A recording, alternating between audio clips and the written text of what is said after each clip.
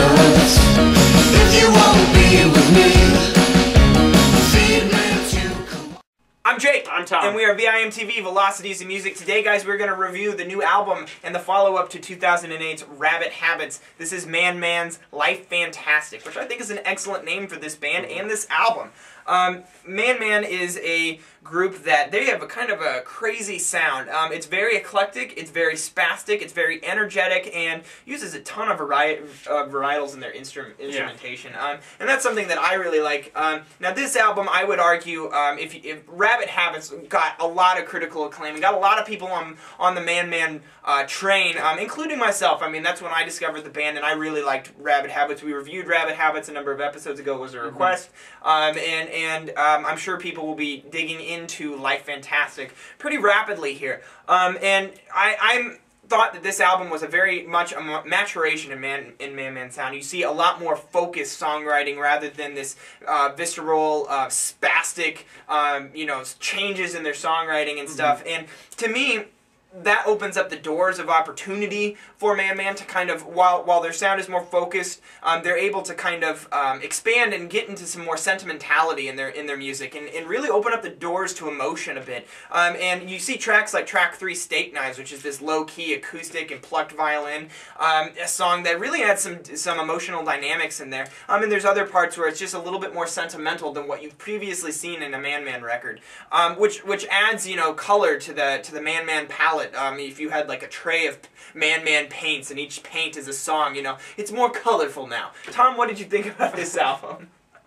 I liked it better than that analogy. No,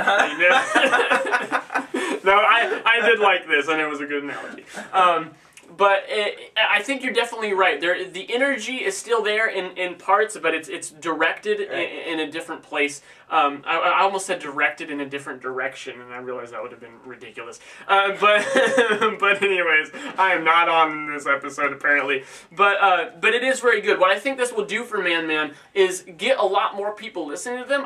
It's nothing close to selling out, but I think it opens them up to a wider fan base. While at the same time, it might frustrate some of their diehards because it doesn't have that level of craziness that some of their other stuff has. But you can tell that it is much more focused, which, as I detailed, is a double-sided thing. You know, there's a good and bad about being too focused sometimes. But I think this is good.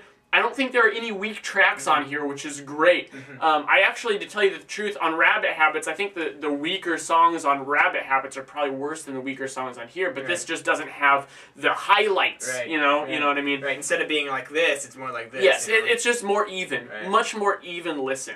But I really think that Man Man anymore is a band that you're not going to hear anything bad from. They're good, they know what they're doing. It's more just about wondering what direction they're going to take their music. I don't know about you, but I've always gotten the sense from listening to Man Man that they really have a finite understanding of who they are as a band and what they do. And that's something that I really appreciate in music, because so many times, you know, you have like, you listen to music and you hear a band searching for their sound. Well, Man Man is very confident when they present an album to you what their sound is and who they are as a band. Even they can mature and change, and you still are confident that Man Man could come out and play you and make another Man Man song at any point in time, and it would sound like Man Man, even if it is dynamic. And I like that in a band. That's something I look for. While I do think that this is focused, you know, we said about the Kills blood pressures, Tom, that it was almost too focused, that it actually kind of cropped off some of those highs and some of the lows, and that can be, it's kind of a double-edged sword when you put that level of detail into the songwriting and structure and focus. And while I think this album is great and it has a lot of authenticity and flows very well, set up well to flow like an album, I also feel like it got kind of a little, you know, lobotomized, and that's unfortunate. At the same time, it does widen the berth, and what it says is that there's a lot of good things to come from this band. So this is definitely a band that you still want to follow and check out, even if you're a diehard, I think, as you pointed out, and probably won't like this as much as Rabbit Habits. And it's like you said about, you know, concerning their live show, that, I mean, the live show has always been key. That's how I got introduced to this band back in 2007 when they were touring touring with Modest Mouse, and that was before Rabbit Habits even Right. came out. And they were crazy, and it was awesome. And I think about that show, and I think about these songs, and I just don't know how they could really put that level of intensity into a Right. live performance of these songs. Right. It couldn't be quite the same. I mean, No. it's just there's just not, the highs aren't there.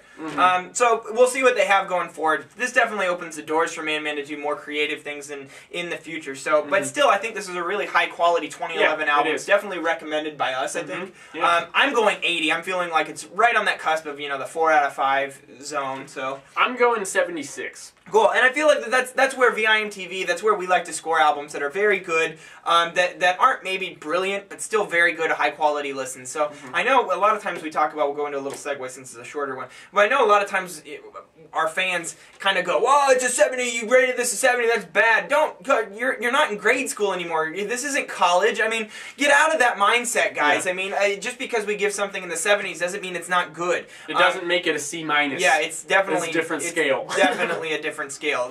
Good is in the 70s for us. Those are albums we like. Albums we really like are in the 80s, and albums we think are brilliant and we love are in the 90s. That's the way that this works. So don't freak out. Don't freak out.